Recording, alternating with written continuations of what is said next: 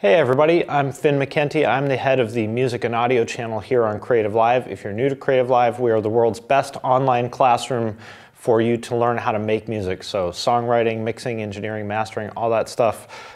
We have all the world's best teaching you how to do that here for free every day. We have David from Breathe, Carolina here to talk to us about the Band Happy Master Classes he's going to be doing every day on this year's Vans Warped Tour. If you want to buy a ticket for that, you can go to bandhappy.com/warped tour, find his master class, you can sign up for it. And later on, we will be taking audience questions in the second half of this. So if you have a question for David, then that's the place to ask it. So David, aside from handling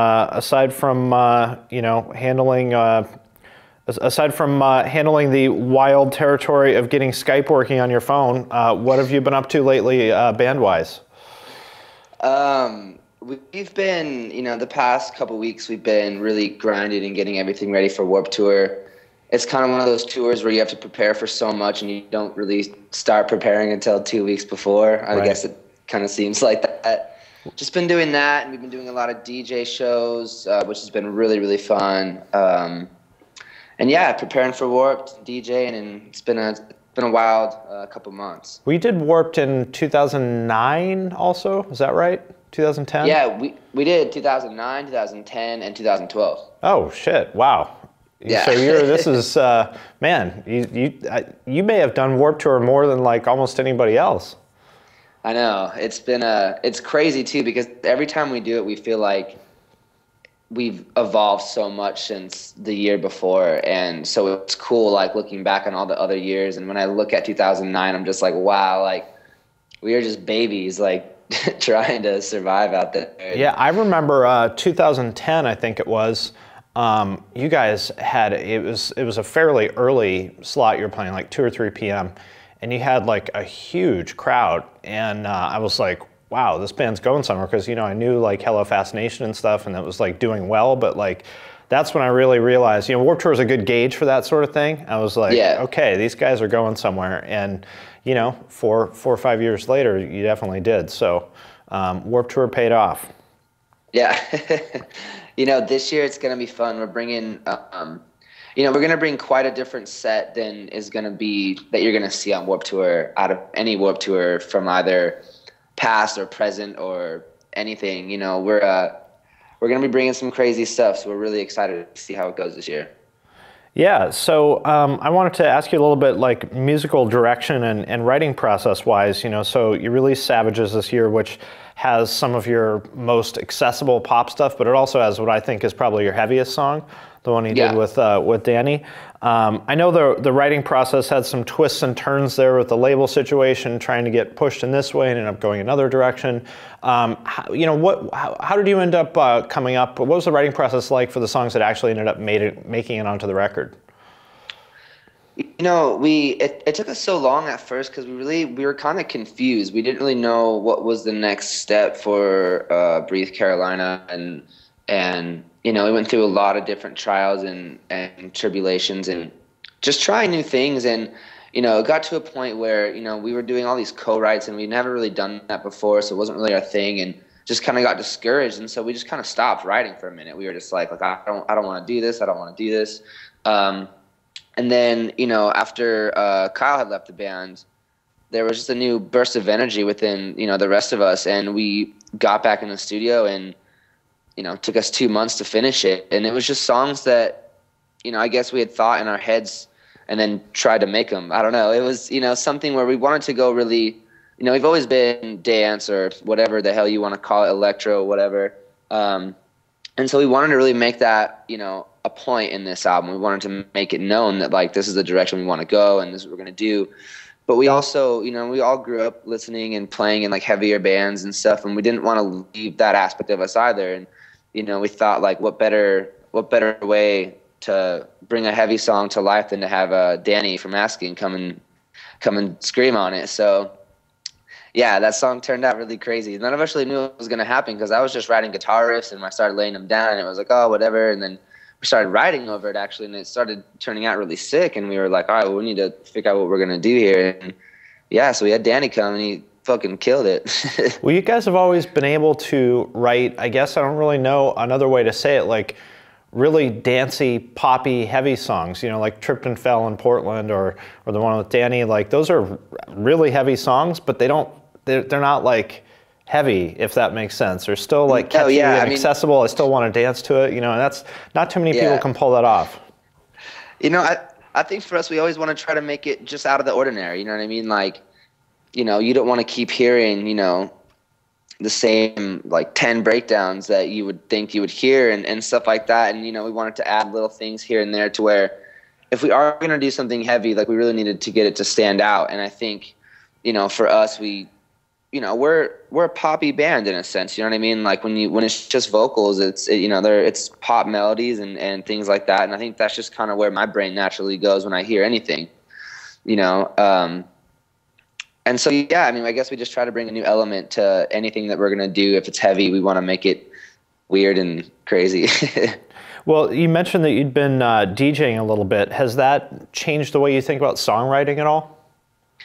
Absolutely. I mean, you know, I think the majority of the songs on the album, we kind of based it from a real like EDM sensibility. And I think, you know, that's where I wanted to take it in the beginning when I first started it. You know, but I guess I just didn't really know how or have the right passion for it at that moment. I guess I don't know exactly what I'm trying to say, but I think it really came out on this album. And what we've been doing lately, we've been doing a lot of remixes and stuff like that. And it's like a whole new door for us. It literally, like, I feel like a whole new burst of like motivation and inspiration when I listen to electronic music. Like I get really, really inspired and I get really, really happy, and I don't know why, but I love it. And I think that definitely has a lot to do with the direction of where everything is going. I could see it also having an influence on how you structure a Breathe Carolina set, you know, because in a way, a DJ set is like one long song. You want to have the flow and energy and dynamics and stuff throughout it. And, you know, a lot of bands, I think, don't necessarily think of their live set in that same way. I don't know, is that something that you came across at all? Oh, I mean, you know, for us, we want to make it as fun as possible. You know what I mean? We don't want to just be, you know, I mean, everyone also wants to hear like a band come and play their songs, but it's like with that, we give it a little bit of extra I guess, you know what I mean? Like we'll start off with something crazy and we'll play a couple songs, and we make our set like a DJ set would be. So it's like in between we're playing our songs, or we'll drop in a couple, you know, drops that we had made or other people's drops, just to keep the energy up and to keep things unexpected, because I think at a Breathe Carolina show, you never know what's going to happen. I think we've always kind of put that effort forth to make it a little bit unexpected, and you know, you're going to see things and hear things that you're not going to see from, you know, or hear in our songs or in our CDs or anything like that. You're going to get a whole new vibe as well as everything else. Yeah, I don't know if you probably know this, maybe you're friends with them, but like I found out recently that Cash are like huge like DJs now, like EDM DJs. Oh yeah, they're giant in Brazil, I guess. Yeah, they are absolutely killing it. You know, we've been good friends with those guys for a long time, and you know, they went away for a little while, and they came out just so strong. And I think a lot of people are envious of them now, because it's just, they were silent for a little while, but the whole time they were silent, they were just working. And, you know, now it's just paid off tenfold. You know, they have some of the biggest remixes out right now. You know, they just did EDC in New York. Yeah. So, I mean, huge congrats to those guys. They deserve it more than anybody, and it's amazing to me. I love it. Well, I could see you guys kind of head in the same direction there. So let's talk about your Warped Tour class a little bit. What can you give people a little bit of a preview as to what you're going to be teaching every day? Yeah, I mean, you know, for me, when I got asked to do it, I thought about what I could give the most back of, you know, because a lot of people are like, well, we're going to do like a guitar class or a songwriting class or a vocal or whatever. And I just started looking back on everything that I've done, and I wanted it to be like a band life class, because I've been through every stage of a band or an artist that you could ever even think of going through. You know, I mean, we went through the days of, you know, all of us don't have nowhere to sleep. We had no food. We were making, you know, $50 a night if we were lucky for, you know, the whole band. And going through, you know, the grind, that hard process, that everything you have to do for that, you know, selling CDs when at your own shows and shit like that. And then, you know, getting a little bit bigger to where we could be like, oh, cool. Like, you know, now we can have a couple people with us and we can get hotel rooms and stuff like that, to then, you know, being on a bus full time, and then, you know, going and doing all the radio stuff that happened with Blackout and playing with crazy artists like Pitbull and Kesha and all that kind of stuff, you know, and doing the Warped Tour worlds also, and everything that goes in between of all those things. And I thought that it'd be really cool to share, you know, everything that it comes with. And it's awesome, and it sucks, and it's the best thing, and it's the worst thing all together. And I think I can just offer the best, you know, best knowledge and life, you know, behind the scenes, what it all is and what it all means, and the misconceptions and everything like that. So I'm really, really excited about it. I think it's going to be cool. I don't get a chance to talk about it ever. You know, the only people I talk about it with is my band members. So, you know, it's cool that I get to be able to talk to kids about it. Well, I think that'll be really great to hear, because, you know, especially like back in the MySpace days, it was very easy to like convince, like sort of present an image that you were like rock stars living large when you're really just like a couple kids in like your bedroom.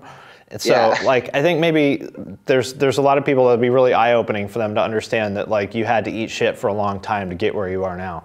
Yeah, absolutely. You know, I mean, I think a lot of these, you know, people think like, oh, if you get a record deal, or if you have a shirt in Hot Topic, or if you know, are on iTunes or something, that it means you're all of a sudden just rich and everything's the best and you don't have to work no more. And it's, you know, it's a humongous, that's not the case whatsoever. You know, like, you know, we grinded and had all of that for 3 years, and we're still, you know, at that point weren't doing anything, making any money, like it, you know, but it was perceived that way that it was, you know. So it's grinding harder and harder and harder to finally get to a place that we are now, where I can talk about it all and you know, be comfortable about it. And now the story has a happy ending.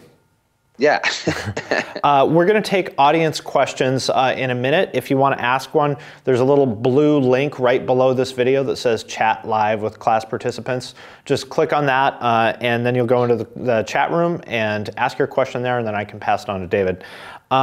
Before we do that, you know, you're a busy guy. You got a lot going on with the band. Warped Tour is crazy enough as it is. Why take an hour out of your day every day to do this class? Why is this important to you? You know, I think it's important to me because I think it's going to be a really cool thing for, you know, all of the kids, or, you know, fans or friends, whatever we call them these days. But I think it's just going to be really cool. It's something that I wanted to do, something that I feel like I could give a lot back from. And, you know, the past Warped Tours that I've done, I haven't really got to do anything like this. I actually have never got to do anything like this. So I think for me, it was just like, this is a really cool idea. This is going to be really fun. And I honestly can't wait. You know what I mean? With Warped Tour is very, you're very on a schedule every day. You know what I mean? It's like you wake up, you find out when you're playing, you find out when press is, and then you find out when your signings are. And it's the same thing every single day. So I think this year it's going to be awesome because I'm doing all of that and this as well. So it's going to throw something new in the mix. It's going to give me a chance to be on my toes all day and work all day long and just talk about my story. I'm really pumped to do it. Cool. Well, we've got some questions coming in, so let's get to those. Cool. Screamo Kid wants to know, what inspired you to make Chasing Hearts and working with Tyler Carter? I think I had been friends with Tyler for a while, and when we did the Sleeping with Sirens tour, Issues was on it also, and we just became really close. We became really close friends, and we know the whole entire tour, because we were finishing up the album after that tour, and the whole time we were like, yo, we need to do a song together, we need to do a song, and it was actually, if not the last, one of the last songs we wrote for the album. And I sent him a couple tracks we had started, and we were both like, oh, these are cool, like, let's work on them when we get there. But when he came in, we kind of just started from scratch, and we just kind of sat down and thought about, like, what would be a really cool way to do this collaboration. What's something unique and that's not going to be expected, you know? It's either we do like a boy band type song or like a metal song or like a techno song, you know what I mean? So it's kind of, those three things were the obvious, and we're like, yo, let's do this weird like R&B, like Postal Service kind of experimental thing. And, you know, we just built the track, and we we just built it, and we started talking about ideas and just singing over it, and it flowed really easily. I mean, everything that we did right away, we all loved, and I don't know, it was just a really cool experience. You know, it's different when, you know, you have a feature on a song where you've already written a part and someone comes in and sings it, rather than actually writing the song with the person. And I think that was a cool experience for us and for Tyler, because especially he doesn't get to do a lot of that outside of, you know, he's so busy with issues and stuff. I think he had a good time with it, and it turned out to be really cool. I think it's one of my favorite songs on the album. It's one of our favorite songs because it's very, you know, I feel like it's very unique and it's very different. And I think that's the thing I love about our band the most, is that we can go in the studio and we just experiment. We just sit there for hours and play stupid instruments and try weird synths and just all day and see what we come up with. So it was very fun. It was a good time. Well, shout out to Issues. They're friends of mine. Check out Ty from Issues, Scout. Check out his DJ set. He's going to be doing that in addition to the band. So definitely check that out. So here's a good question. You talked about kind of the grind and talked about like how that's affected you. Peace, Love, and Imari wants to know, how has your relationship with family and friends changed as a result of being in a band? It's kind of tough being in a bubble like 9 months out of the year like you guys are, you know? Yeah, I mean, it's one of those things where I think it's much harder, you know, for the person that has to always be at home rather than the person that's gone. Even though it's the same relationship and you're still missing them, there's a lot of distractions that come in your way. You know, there's a lot of shows, and when you're at shows and you're playing packed shows and you feel, you know, so much love coming from the crowd, you know, you kind of make up from the love that you're missing at home. But then after the show, you know, you sit down and you think about it and you're like, damn, like I miss my friends. Like, you know, like my family, I don't get to see that much. They live, you know, 2,000 miles away from me. And when I'm gone, I'm obviously gone. And so that's harder. And it really puts a strain on relationships. It really, really does. You know, I've lost a lot of friends along the way. Relationships with girlfriends have failed along the way. Things like that. So it's very hard. But, you know, touring and being in a band, you have to honestly be built for that kind of life. You have to be okay with, all right, I'm not going to see my family for a whole year. Or, you know, that friend that I had 2 years ago, I have no idea where he's at now because I didn't have time to call him or something, you know? So there's a lot of that going on, and it does get tough. It's really tough. It's definitely not a normal life, but we all love it. You can ask anybody in a band that it's hard, and it's the hardest thing in the world, but we love it more than anything in the world, so it's okay. Yeah, I definitely am not built for it. I could not, you know, I go out on tour for a couple days here and there, and that is more than enough for me. Yeah. Hannah Pettit has a good question. What other band on Warped Tour do you think or hope you'd become closer with? So I know a lot of kind of unlikely friendships. You end up like being like, man, I'm not really into this band, but I love these guys. Like, what are some of the bands that you kind of didn't expect to end up being buddies with that you are? Well, it's actually funny because before I had started this chat, I actually wanted to look up another chat that you guys had done just to kind of see how it goes. And I saw the Attila one with Franz. Yeah. And I've obviously am familiar with Attila and him, but I've never met them. But everyone I talk to, all my other friends, say that they're like the coolest dudes in the world. They're the funnest guys to party with. And, you know, I think people know that Breathe Carolina likes to have some fun, you know, here and there. So I think I'm excited to get to know those guys, and hopefully, you know, they want to get to know us, I guess. So Franz, if you're watching, you know, you've got a proposal for a bromance here. We can make, let's do it. We can make a bromantic connection. So there's a lot of people asking about meet and greets, about are you going to be walking around saying hi to people afterwards. So kind of talk about like how important it is to make that personal connection with your fans on Warped Tour, and if they want to meet you, how they can do that. Well, we will be doing a signing every day.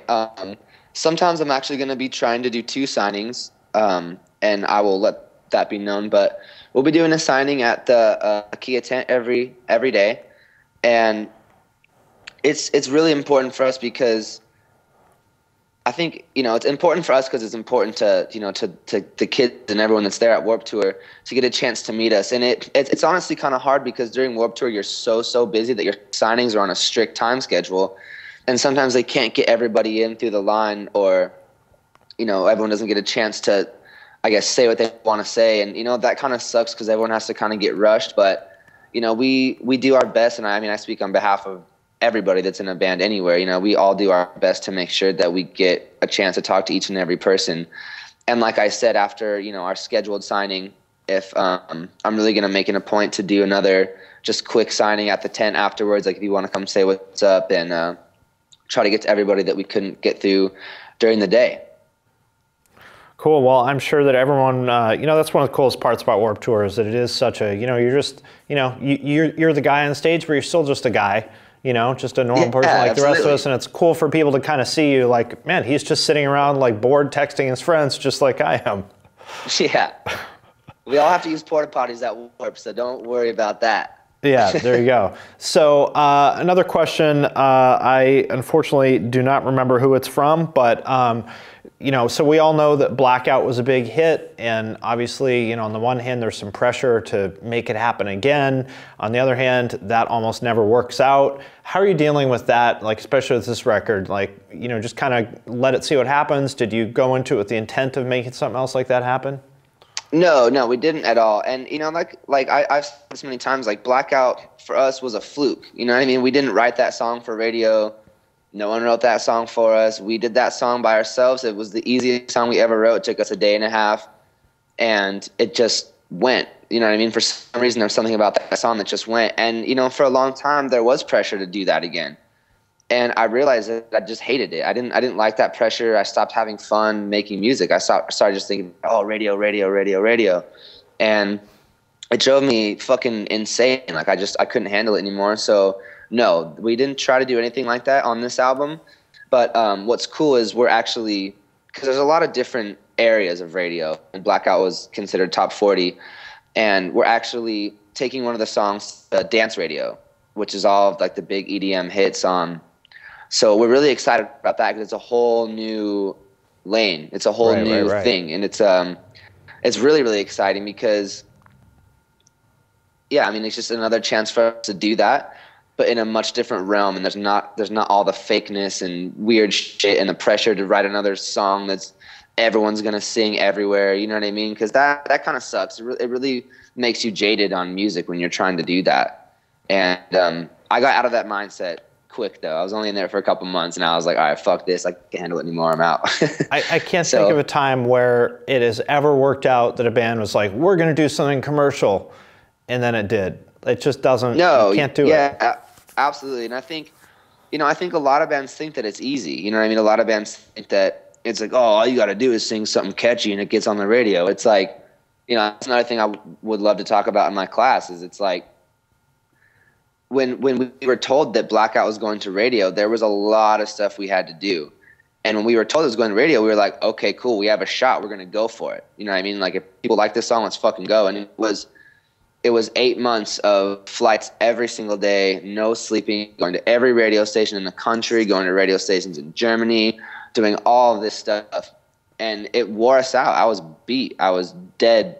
You know what I mean? I was just had no energy, and it was tough. You know, there's a lot of things you have to do that go into it. They don't just put your song on the radio and that's how it works. Like, there's a lot of things that go into it that I didn't even know until I was put in that position. And it really took me in a whirlwind. It was crazy. It was an awesome experience, and I wouldn't trade it for the world. But I definitely know of a lot of ways I would do things differently if that situation presented itself again. Well, one last question on that note. Got a couple people wondering about this. You know, the last couple years, you have leveled up a lot in terms of your career as a musician. What advice would you give to someone who, you know, is maybe 5 years younger than you, just out of high school, who wants to get into the music business? If you could go back in time and tell yourself something, David of 5 years ago, what would you tell yourself? I would tell myself to don't be quick to trust people. Make sure take your time with every little decision you make, even if it comes down to a merch design you're approving for your band or a manager you're choosing for your band. And just follow your heart, honestly. You know, don't follow what's going to be big. Don't follow, you know, oh, I heard this awesome metal band, I want to go be in a metal band. Like, you know, honestly, just follow your heart. Be true to yourself. Trust yourself more than anybody in the entire world. I know that might seem a little crazy, but I promise you it's going to help you out along the way. I wish I would have told myself that 5 years ago. and just work hard. It's a constant grind. It's a constant work. No matter what position you're in, no matter where you get, no matter where people think you are, you're always working. You always have to be working. Like I feel weird if I'm not working every day. If I have like an hour I'm not doing anything, I freak out. I've just been trained to feel like you're dropping the ball. Yeah. I mean, I've just been trained to live my life like that. And you know, if you do that and you put all your energy and focus into it, you could do whatever the fuck you want to do. That's the best thing about life, is you can do whatever you want. You got to make it happen. Well, that's I think that's a good note to end things on. Thanks to everybody for watching. If you want to buy a ticket to the class this year over at Warped Tour, go to bandhappy.com/Warped Tour. Look for his master class. You can sign up there. David, thank you so much for being on and dealing with Skype for us. We will see you on Warped Tour, and that's a wrap. Thank you, guys.